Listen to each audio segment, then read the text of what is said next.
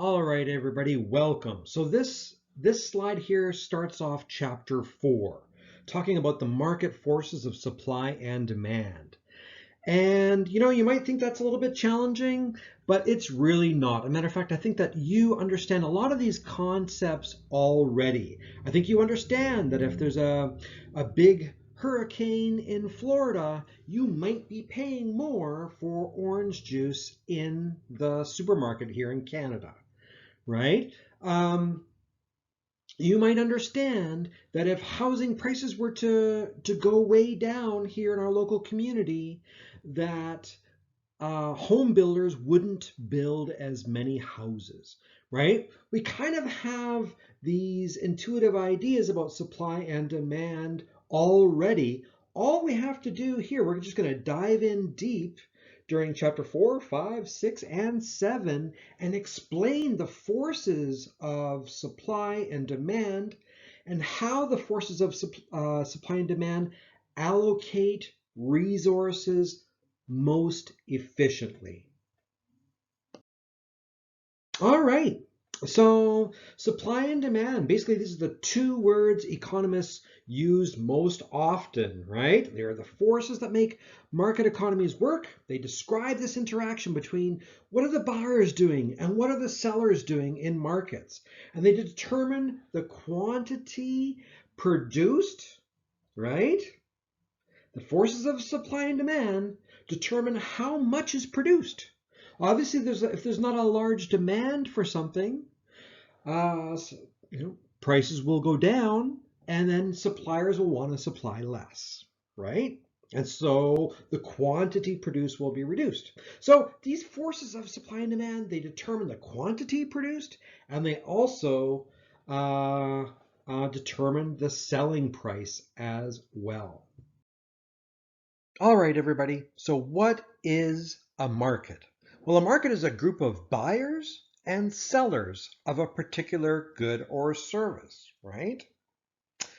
So markets are ways for buyers and sellers to get together. Where does demand come from? Does it come from the buyers or the sellers?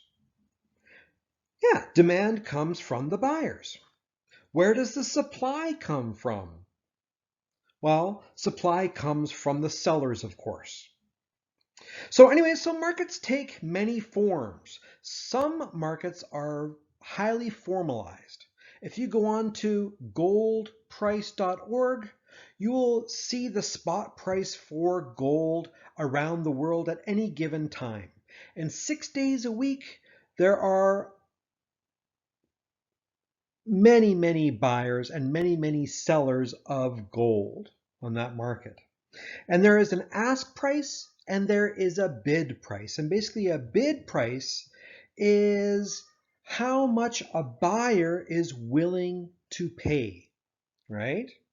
So that bid price represents the demand of a product, how much they're willing to pay for it, the bid price. The ask price, of course, is how much a seller is willing to sell that gold for.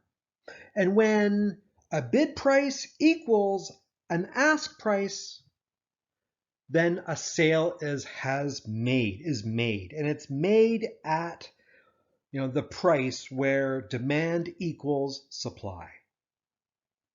Anyways, and some markets are a lot less formalized. We can see that in the picture right here, right? We have lots of vegetables. I see some cabbage. I see some tomatoes. And so the sellers of those products, well, as you know, actually vegetables are perishable goods. So if someone has a large supply and no one is buying them and they need to get rid of their supplies before their vegetables go bad, what's going to happen to the price? Right? Got to get rid of the supply. So we're going to lower the price, right? And so basically that's what this chapter is all about. It's that interaction between the buyers and sellers, the interaction of supply and demand in a market. All right, so what is a competitive market? There's that word, competitive market. And not all markets are competitive. Okay, some of them are monopolies, right? Where there's only one seller. And then there's oligopolies, and then there are monopolistically competitive markets as well. And hey, we're going to be talking about that near the end of the semester, right? Chapters 15, 16, and 17, near the end, okay? But for now and into the near term here, we are going to be talking about competitive markets, all right? Now, competitive markets are markets with many buyers and many, many sellers as well. So individually, based on the decisions that they make, whatever they decide to do, that's going to have a negligible impact on the marketplace. There's not one big player that can manipulate things, right? There's just so many sellers and so many buyers. Therefore, price and quantity are determined by all the buyers and sellers in the marketplace as they interact with one another. Okay? All right, so to best illustrate the basics of supply and demand, we are going to assume, I guess, this rather extreme scenario of a perfectly competitive market. All right, so in this chapter, we're going to assume that markets are perfectly competitive. So basically what we're going to say is that, number one, goods offered for sale are the same. They're identical. Right now, so for example, are all shoes the same? No, there's differences between Reeboks and Adidas and this and that. So there's major differences in shoes. What we are going to assume, however, is that all products offered for sale are the same.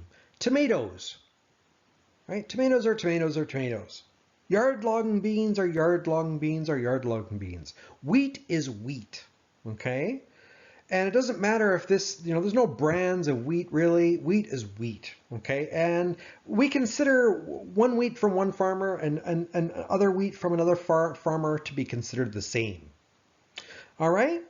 So goods offered for sale are the same in a perfectly competitive market. And two, buyers and sellers are so numerous that no single buyer or seller has influence over the market price. So in other words, they are price takers, not price makers. They don't get to choose their price. All right? Because because wheat is wheat. Right? And if wheat is wheat, then there's a market price for wheat. And if one farmer decides, no, I want more money for my wheat, and they charge a price higher, no one would buy it. Why would someone pay for something more for something that is exactly the same as another farmer would be selling at the market price? Okay? All right. So in a perfectly competitive market, sellers are price takers, not price makers. All right, so of course, not all goods are sold in perfectly competitive markets. Absolutely not, right?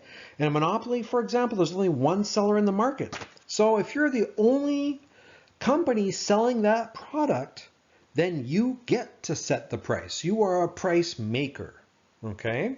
Other markets fall between perfect competition and monopoly. There's oligopolies, like your telecom service, when there's 2 or 3 players or 2 or 3 sellers in the market. And then there's monopolistic competition where the products are very different, but there are many buyers and sellers. Anyways, we get to talk about that way in the future. All right, so let's talk about demand in the next video.